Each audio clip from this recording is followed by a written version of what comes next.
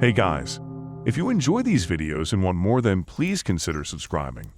Most of you watching aren't, so please don't hesitate to subscribe. Also, turn on the notification bell so you'll always be the first to view my new videos. Thank you for the support and enjoy. It was approaching midnight on a Tuesday when it happened. I was working the night shift at the 24-hour coffee shop downtown that I had been at for the past few months. It was familiar routine, wiping down tables, restocking pastries, making a fresh pot of coffee. The last customers had filtered out around 11, just a handful of college students cramming for exams. Now the place was empty and quiet, save for the soft crooning of jazz over the speakers. I leaned against the counter, gazing idly out the front windows. Main Street was deserted, street lamps casting everything in an orange glow. Just another slow night, or so I thought. I didn't even hear the chime above the door before I noticed him standing there. Tall, muscular frame backlit in the doorway. He ran his fingers through tousled brown hair as he stepped inside, glancing around uncertainly. Even in the dim light, I could make out his chiseled jawline, his intense green eyes. I felt an odd flutter in my chest as he approached the counter. "Medium coffee, cream and sugar," he said, his voice a rich baritone. He slid a $5 bill across the counter as I rang him up. When I handed him his change, our fingers brushed slightly and I felt a spark shoot up my arm. His eyes met mine for a lingering moment before he turned away, taking a seat at the table by the front window. I tried not to stare as I went through the familiar motions, pouring fresh coffee into a porcelain mug, adding 2 creams, 3 sugars. But my eyes kept drifting over to him as I delivered it to his table. He thanked me with a smile that made his eyes crinkle at the corners. I smiled back shyly, my heart doing somersaults in my chest for reasons I couldn't explain. Over the next hour, I snuck glances at him as I wiped down the counters and rearranged the bakery case. He sipped his coffee slowly, alternating between gazing pensively out the window and scribbling in a notebook, brows furrowed in concentration. When he got up to leave around 1 a.m., he paused by the counter. "Could I get one more refill? This place is great for getting work done at night." I tried and failed to contain my smile as I refilled his mug. Our fingers brushed again, sending another little spark through me. Over the next week, he returned every night I worked, always ordering the same medium cream and sugar coffee before settling into his usual table by the window. After my shy smiles and stolen glances, he started lingering when I refilled his mug, making casual small talk. I learned his name was Alex. He had just moved to town for a job opportunity that hadn't panned out. He was a writer trying to get inspiration for his next book. Soon he was staying until the end of my shifts, until 2 or even 3 a.m. We would chat by the counter, conversation flowing easily. He was remarkably easy to talk to. When my coworker arrived to take over, Alex would offer to walk me home since it was so late. I always accepted. The third night he walked me home, we ended up talking for hours outside my apartment building. He told me about his passion for writing, his closeness with his siblings, his favorite books and movies. I found myself opening up to him in ways I hadn't with anyone. About my aspirations to be a journalist, my complicated relationship with my mother, my love of baking. Before I knew it, I was falling for him. Hard. We had only known each other 2 weeks, but it seemed meant to be. We fell into comfortable routines. He would arrive each evening as my shift started, keep me company through the night, then walk me home where we would talk for hours. At the end of the night, neither of us wanted to say goodnight. Then it all came crashing down. It was a slow Wednesday night like any other. Alex strolled in around time, kissed me lightly, and settled in with his usual coffee. Around 11 p.m., just as I was cleaning up behind the counter, the entrance chimed. I glanced up to see a young blonde woman rush in, make a beeline for Alex's table. "How could you do this?" she cried, mascara running. "I thought we could make it work, that you still love me." My heart dropped in my stomach. Alex looked stricken, avoiding that hysterical girl's gaze. Then it dawned on me. This must be his ex. My hands started to shake slightly as she collapsed dramatically into the chair across from Alex, begging him to reconsider their relationship. He kept his eyes downcast, insisting it was over between them. Witnessing their raw, intimate interaction made me feel queasy. I wanted to flee, but my feet felt glued in place. Alex finally looked up, meeting my eyes with a pleading expression. But I quickly busied myself rearranging items on the shelves, unable to hold his gaze. After what felt like an eternity, he convinced the girl to leave. A thick silence engulfed the shop. My thoughts raced. How could I have been so foolish to not see this coming? "Can we talk about this?" Alex implored, approaching the counter cautiously. But I kept my eyes averted, hands fiddling with stacks of cups and napkins, afraid that looking at him would cause me to break down entirely. He sighed heavily before turning to leave, the entrance chimes sounding ominously as the door swung shut behind him. I finally glanced up, eyes blurring with tears. I thought back on our time together, wondering how much had been real and how much fabricated. My chest ached with anger and humiliation. I finished my shift numbly, barely noticing when my coworker arrived to take over. I couldn't get home fast enough, couldn't wait to put this awful night behind me. But over the next few days, I found my thoughts consumed with Alex, no matter how hard I tried to distract myself. I replayed our conversations, the walks home, the moments outside of my apartment, wondering if any of it had actually meant something to him. My emotions cycled from sadness to anger to confusion and back again. 2 weeks after that fated night, I requested a schedule change, switching to mornings and early afternoons. I knew it meant completely disrupting my sleep cycle, but I also knew it was the only way I could avoid running into Alex. The mere thought of seeing him again after that embarrassment made me nauseous. So I started my new routine of stumbling bleary-eyed into the shop at 6 a.m., trying to function on little sleep. It was an adjustment, but a necessary one. I missed the quiet nights occasionally, but I knew I had made the right choice. The Alex chapter of my life was closed, and it was time to start fresh. Stop dwelling on what could have been. It was time to move forward. I still cringe when I think back on how foolish I was to trust Mark from the online dating site. Chatting with him for weeks, I really believed we had made a connection, that he was someone I could see a romantic future with. But all that came crashing down when I actually met him in person for our first date. From the very first message Mark sent me, he seemed attentive and interested. He asked thoughtful questions about my hobbies, job, and family, and always remembered little details I had mentioned in previous conversations. His own responses painted a picture of a kind, laid-back guy in his late 20s who liked hiking, drumming, and volunteering at the animal shelter in his spare time. He had a cute, quirky sense of humor that really made me laugh. Mark sent me a few photos that seemed innocuous enough. Selfies in front of a waterfall from one of his hikes, drumming at a music club, cuddling with a dog from the shelter. He looked handsome in a nerdy way, in shape with curly brown hair and hipster glasses. I thought he seemed sweet and very genuine, not like a lot of more superficial guys I had encountered on dating sites. We really seemed to click as we spent hours messaging each other nearly every day. Mark was such an engaged conversationalist, asking thoughtful follow-up questions and sending me funny memes or interesting articles he thought I'd like based on things we had discussed. I found myself looking forward to our online chats more and more. So when Mark finally asked if I wanted to meet up for dinner, I was over the moon. We picked a date and time, and I spent the whole week beforehand obsessing over what to wear.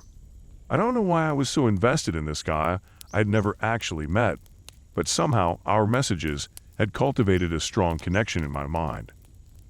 The day of the date arrived, and I put on a flirty floral dress, and even busted out the curling iron to do my hair in soft waves. I must have checked myself out in the mirror 100 times before heading to the restaurant, wanting to look perfect for this guy I had such high hopes about. But as soon as I walked in and scanned the busy restaurant, my heart sank.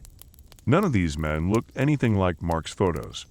Just as I was about to hightail it out of there, a heavyset, balding man about 20 years my senior stood up and waved eagerly.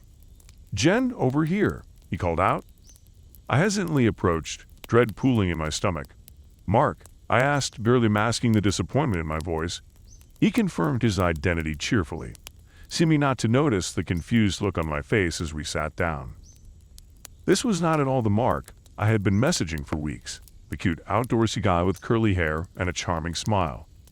I tried not to stare rudely as I took in this imposter. had to be at least 50 pounds heavier and 15 years older than the real Mark. How could he think I wouldn't notice? As we awkwardly looked at our menus, my mind raced. Why would Mark misrepresent himself so drastically online? Were any of our conversations authentic, or was it all just a manipulative ploy?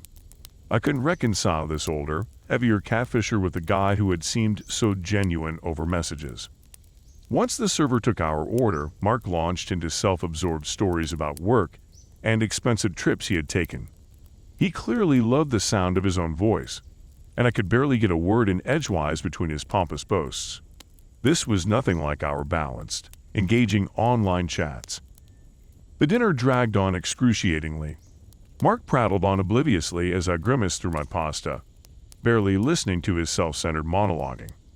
I couldn't wait to get out of there, my faith in our online connection completely shattered. After dinner, Mark had the audacity to invite me back to his place for a drink. I quickly made an excuse about needing to walk my non-existent dog, vowing to never speak to this catfisher again. We said the world's most awkward goodbye before I practically ran and hailed a cab, desperate to put as much distance between myself and Mark as possible. I immediately deleted and blocked him on all platforms, feeling like an idiot for being so swept up by our online chemistry. Looking back now, there were some red flags, like him always avoiding video chatting. But I had been so enamored with the funny, charming guy from our messages that I ignored my better instincts. This experience made me swear off online dating for a while, feeling too embarrassed that I had fallen for such an obvious catfish scheme. But eventually my friends convinced me to give it one more cautious try. This time I kept my guard up until I met someone in person, never letting an online connection cloud my judgment again. Though I'm now happily dating someone genuine I met offline, there's still a little nagging fear that behind any new online match could lurk another catfisher. I guess that first date horror show left me worry about taking people at face value, especially on the internet. At least I learned to always trust my instincts over my irrational hopes, even if that means facing disappointment head-on. No more wasting curling irons on liars and catfishers.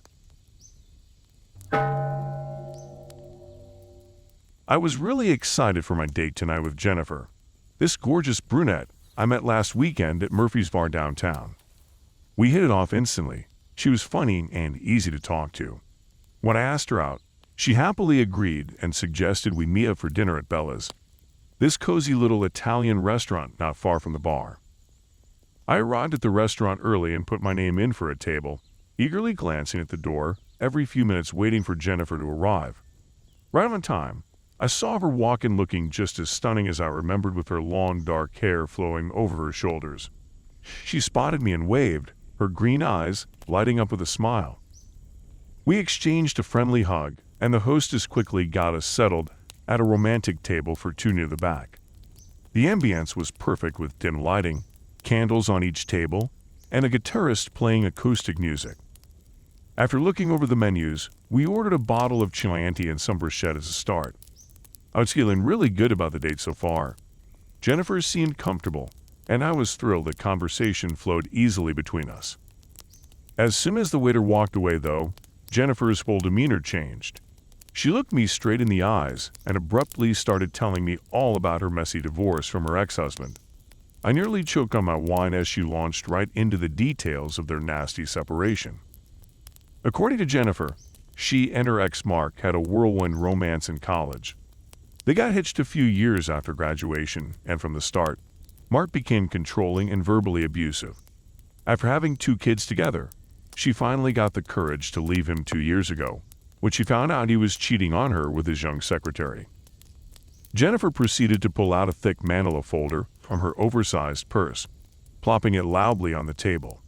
She rifled through various legal documents, explaining the long custody battle they were still embroiled in. I nodded politely while trying to surreptitiously flag down our waiter for another much-needed glass of wine, thinking she had probably just gotten all of that off her chest. I gently steered the conversation toward our shared interest in hiking. But before I could finish a sentence, Jennifer was already off on another tangent. She started telling me about the string of disasters she called her love life post-divorce. In the last 2 years, she had gone on dates with exactly 17 men. Most never made it past the first or second date, once she opened up about her relationship baggage. Can't imagine why. Her longest relationship was with a nice guy named Brian, who lasted almost 4 months before Jennifer found out he was still married with 3 kids in another state. Swipe left. Next was a smooth-talking businessman named Sam, who seemed amazing on paper, but ended up stealing thousands of dollars out of her bank account before vanishing without a trace. Jennifer spent months dealing with the legal repercussions. Most recently, she had fallen hard for a handsome young bartender named Marco that also crashed and burned spectacularly when she caught him sexting other women. She sighed and shook her head, clearly exhausted by her abysmal taste in men. By this point, our shared appetizer had arrived, and I was crumbs deep in the bruschetta, half listening to Jennifer's tales of romantic woes, while scanning around desperately for our waiter. I had almost forgotten we were supposed to be on a first date. It felt more like I was at a support group meeting. Jennifer barely touched the bruschetta as she powered through the rest of her dating drama. Was she taking a breath between stories at all? She moved right along to venting about issues with her parents, who had always favored Mark, her passive-aggressive boss at the dental office, who kept piling on extra work, and even her wacky neighbor who let his dog do its business all over her lawn every day. It seemed like Jennifer was determined to overshare her whole life story before our entrees even arrived. I plastered on a sympathetic smile while silently willing the waiter to hurry up before I heard about the removal of Jennifer's wisdom teeth or her troubles with irritable bowel syndrome. When Jennifer finally excused herself to the restroom, I breathed a huge sigh of relief. I flagged down our waiter and quickly asked for the check, deciding I had already heard more than enough for one date, or 10 dates for that matter.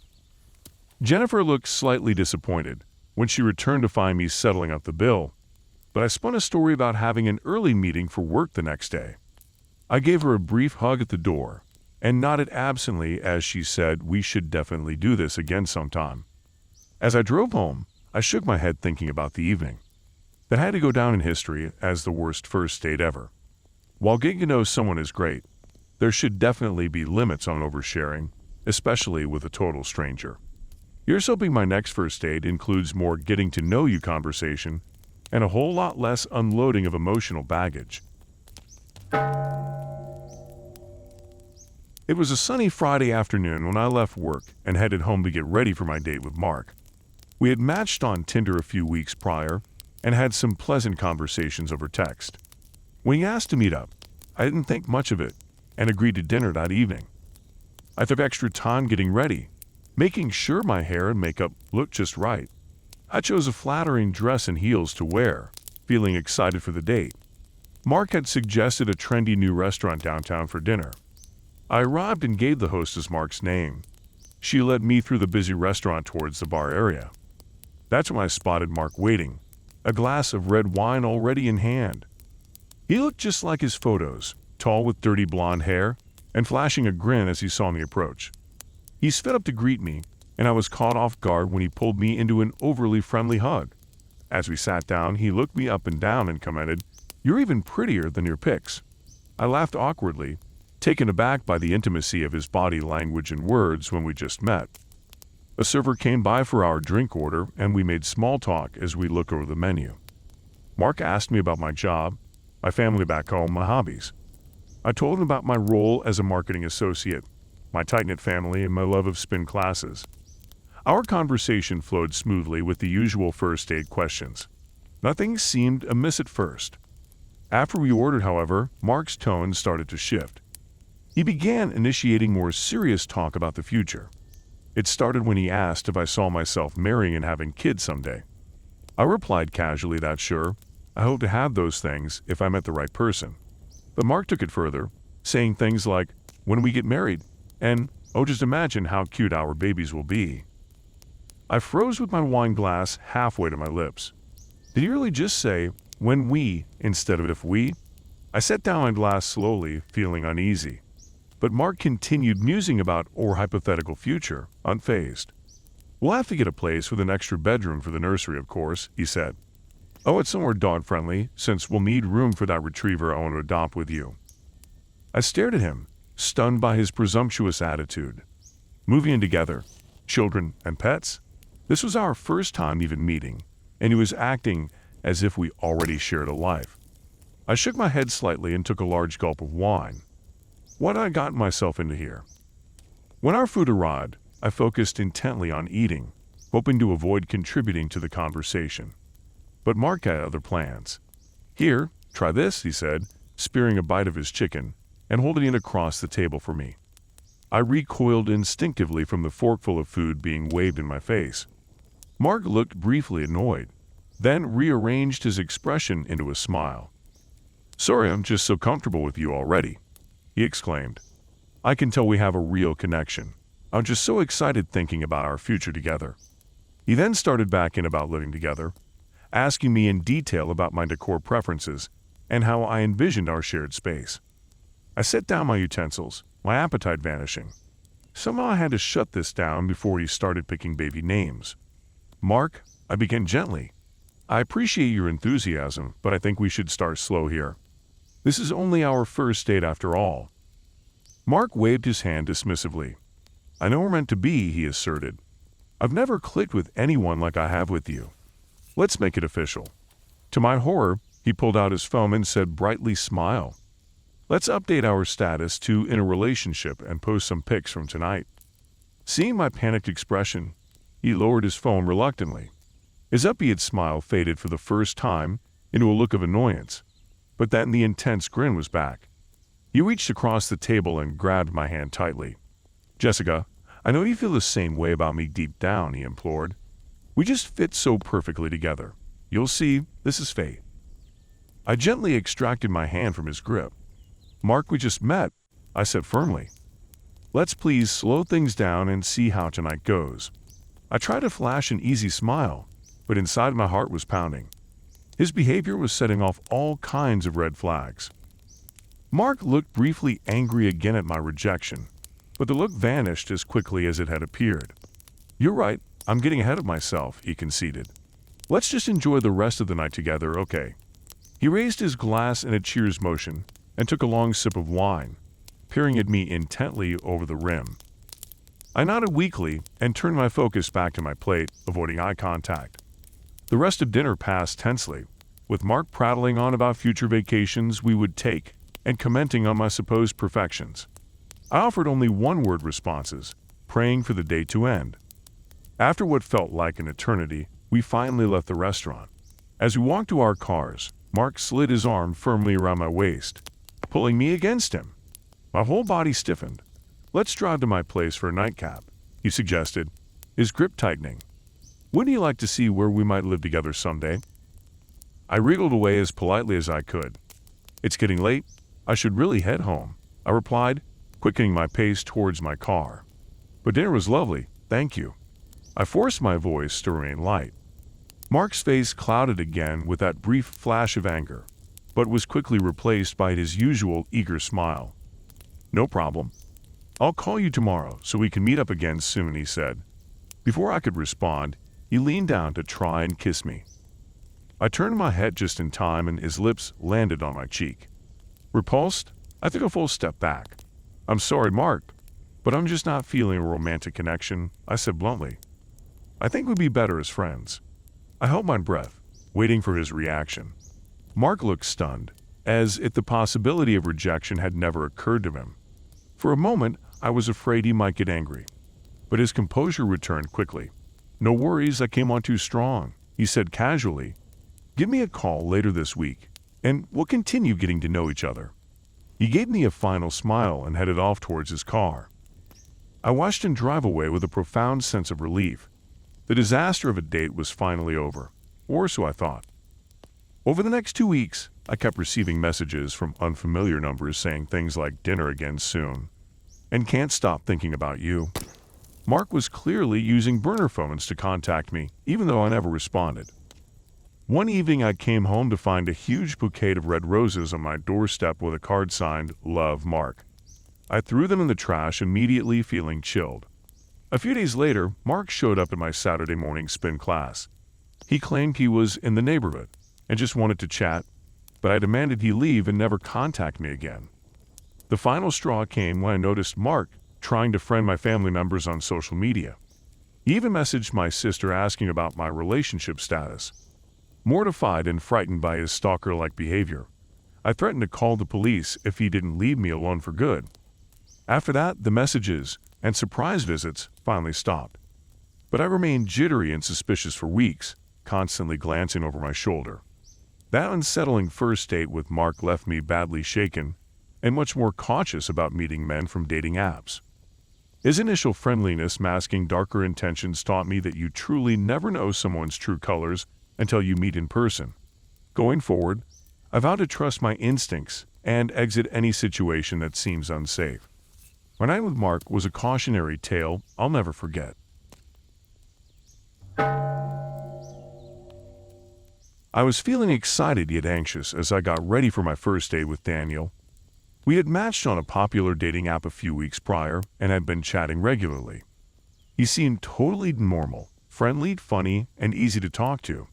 His profile pictures showed an attractive guy with warm eyes and a kind smile. When Daniel asked me out to dinner, I happily accepted. We made plans to meet at a cozy Italian restaurant downtown that Saturday evening. I took extra care getting ready, gently curling my long blonde hair and applying a touch more makeup than usual. I decided to wear my new navy blue lace dress that I've been saving for a special occasion. I finished the outfit with nude heels and a lightweight cardigan. I wanted to look nice, but not overdressed.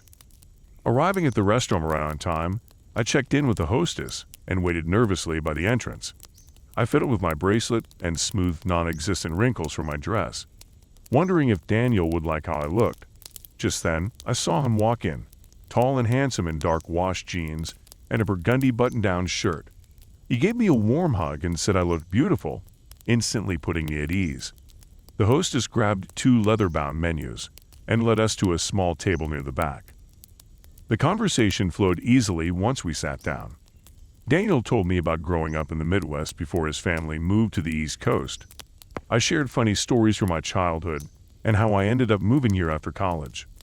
We discovered we both loved to travel, hike, and spend time with friends over a good meal.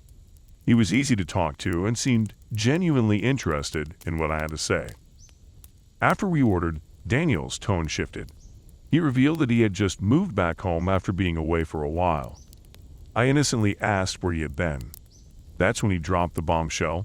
He had been in prison but claimed he was innocent. My eyes widened in surprise, but I tried to keep an open mind. Daniel went on to describe how he had been wrongly convicted of assault. He spoke bitterly about how the justice system had failed him and how he lost years of his life behind bars. I sat there sipping my wine, stunned and unsure how to respond.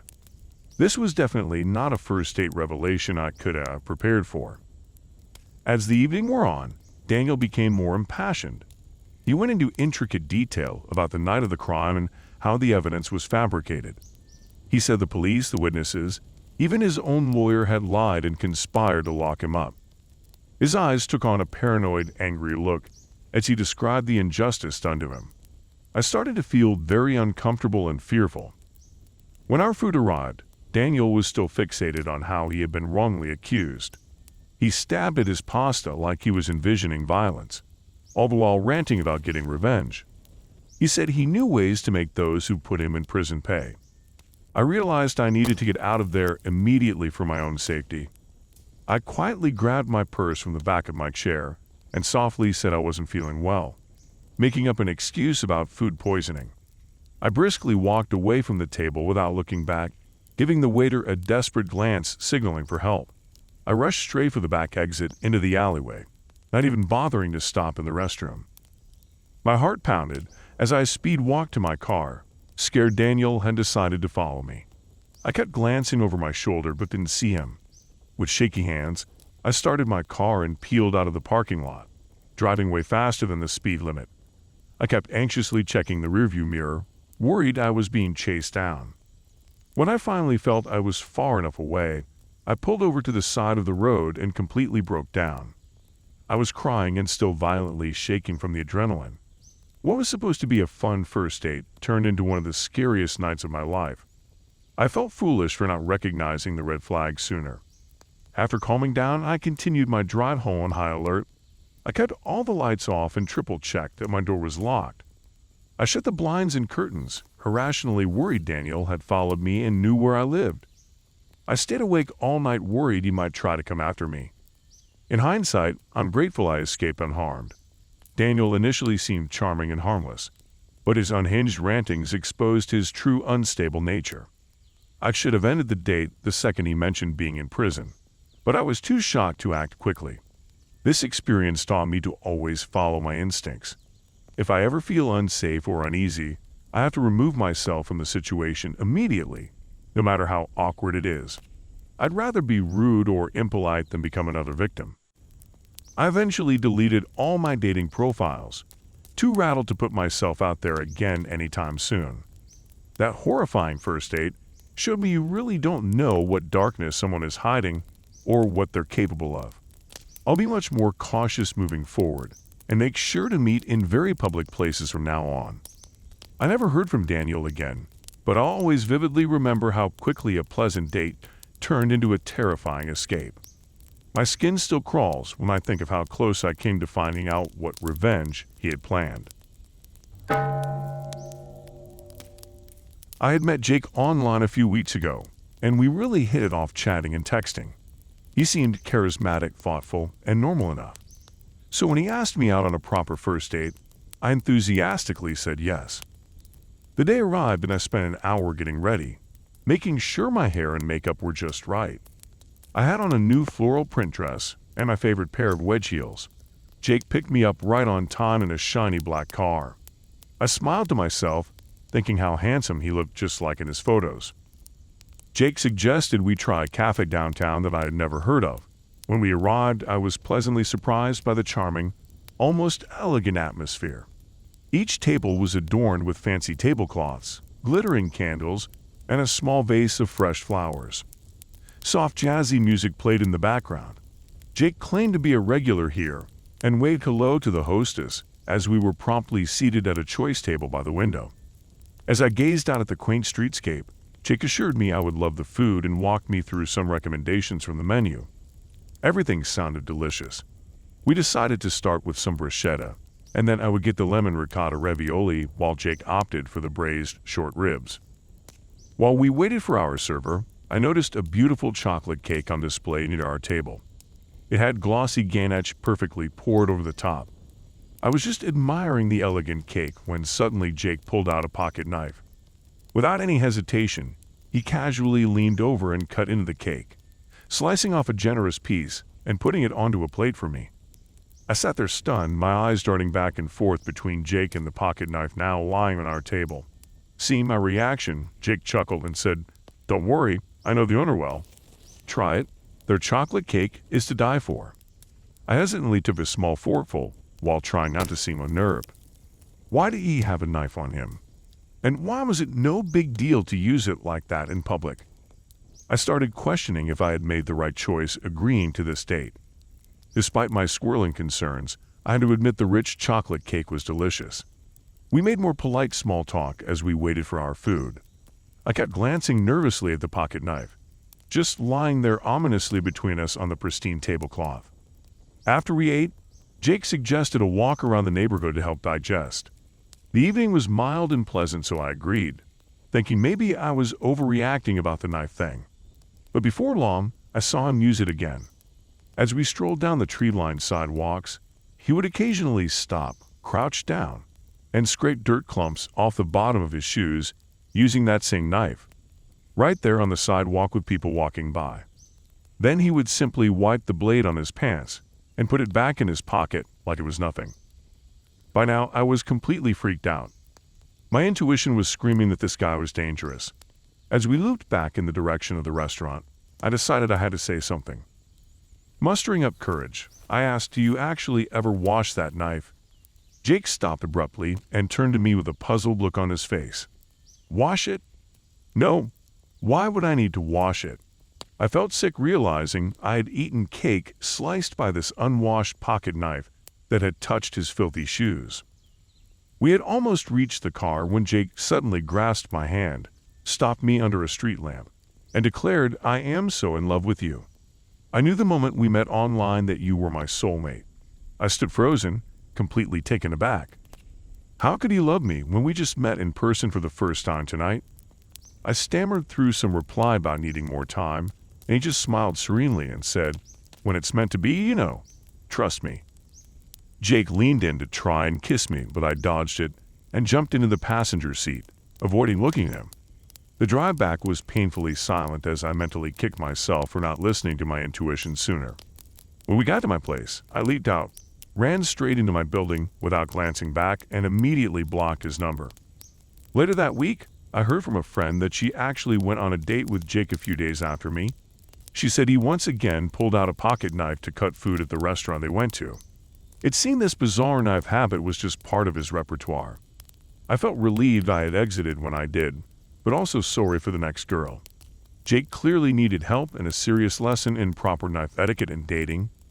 First dates are always a gamble, but that one definitely took the cake for being memorably disturbing on too many levels. I had been so excited for my first date with Brad ever since we met at the coffee shop.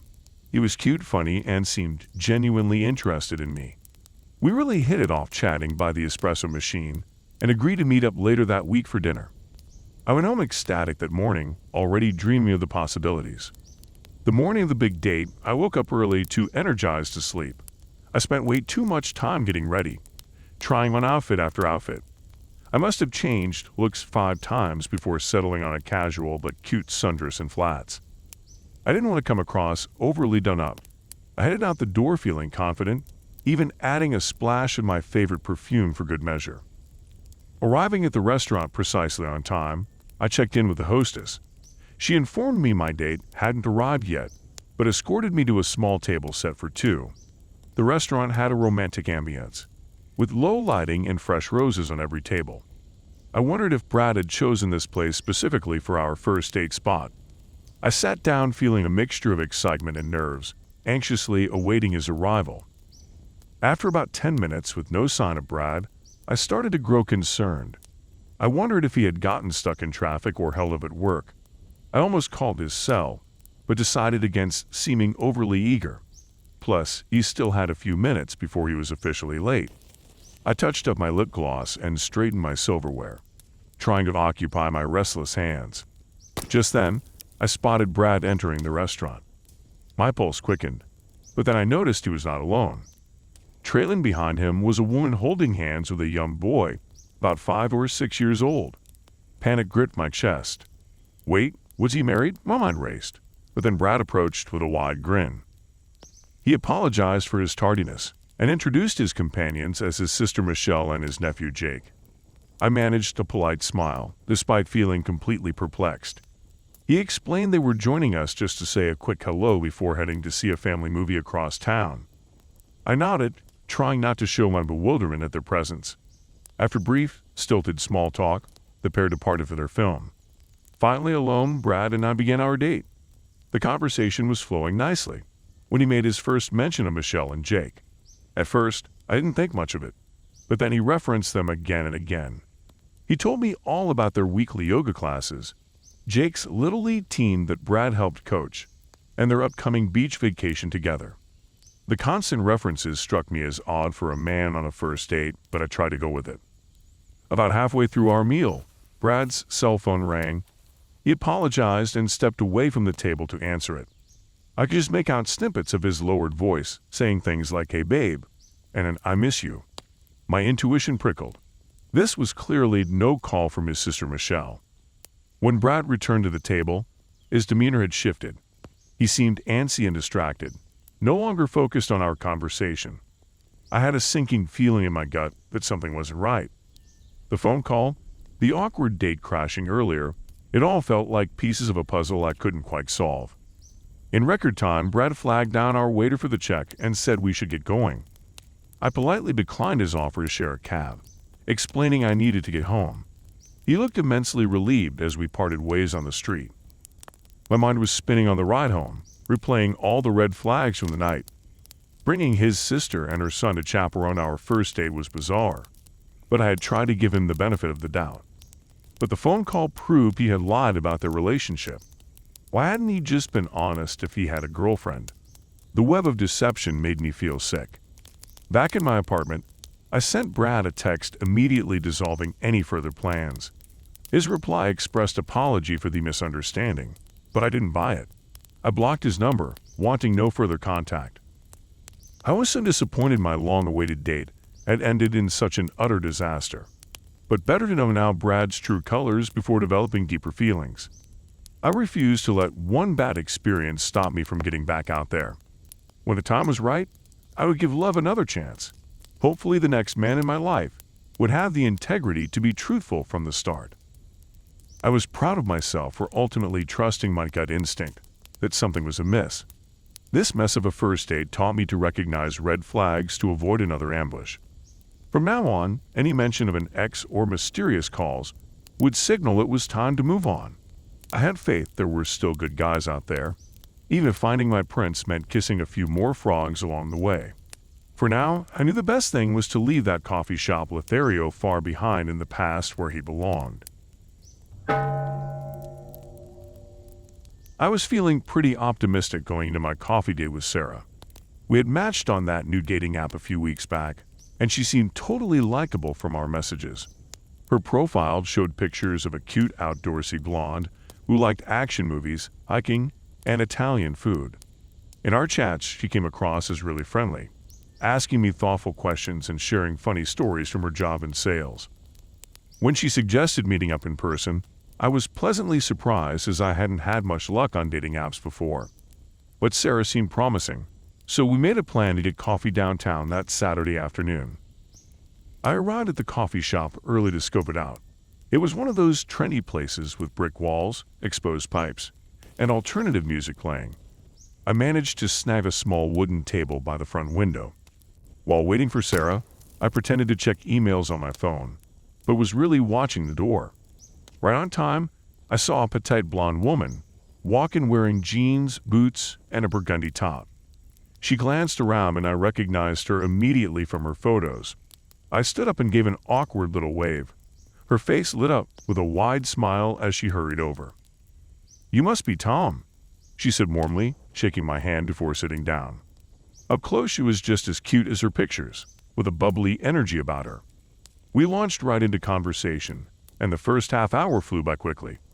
Sarah was an animated talker, keeping the dialogue flowing effortlessly. We discovered we were both into action movies and hiking nearby trails. She made me laugh describing outrageous customers from her sales job. I found myself relaxing, thinking how comfortable this felt for a first date with someone new. The coffee and caffeine only added to the lively atmosphere. After Sarah returned from a quick restroom break, however, the tone shifted dramatically. She sat back down with a serious look in her eyes and began peppering me with pointed questions about my career and finances. Taken aback, I tried changing the subject, but she remained laser-focused on my work and assets. "So, what is your title exactly? What is your salary range? Do you invest in a 401 key?" she grilled me. I mumbled some vague responses, confused by her sudden intense interest in my personal finances. We'd had just met, so why was she prying into these topics? I steered the conversation back to safer waters, but Sarah continued probing. "What stocks do you invest in? Do you own any property? Have you inherited any large sums of money?" Her voice had sharpened, eyes narrowed as if scrutinizing my every reaction. I started feeling like a suspect undergoing an interrogation. This was far from the fun, lighthearted date I had envisioned. Finally, I couldn't take it anymore and asked point blank why she was so fixated on my money situation. That's when her tone switched again, this time to an enthusiastic, fast-paced pitch. Turns out Sarah was involved in some multi-level marketing scam that she wanted me to invest in. She gushed about how it was going to make her rich and I was the perfect candidate to get in early. As she described the so-called opportunity, her words blurred together meaninglessly. All I could think was how bizarre this whole encounter had become. I tried to politely turn her down, but Sarah would not take no for an answer. She turned on the high-pressure sales tactics, urging me to take advantage of this once-in-a-lifetime chance. Remaining calm and firm, I made clear I was not going to invest in any business venture with her. That's when things went from awkward to downright scary. Sarah's face contorted in anger as she called me an idiot who would regret not jumping on this. When I stood up to leave, she yelled that I would be back, begging her to let me in later. Everyone in the coffee shop was staring as she made a huge spectacle, voice rising to a shout. I tossed some money on the table and rushed out before she could cause more of a scene. As the door swung shut behind me, I could hear Sarah still screaming inside. My heart was pounding as I hurried to my car, relieved to escape but rattled by the experience. How could I have completely misjudged someone's character like that? It was a jarring reminder of the unpredictability of online dating. I immediately deleted my dating app account when I got home, too spooked to risk a repeat of Sarah.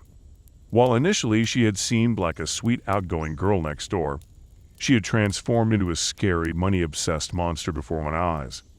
I kept replaying the bizarre scene in my mind, wondering if I could have sensed any early red flags.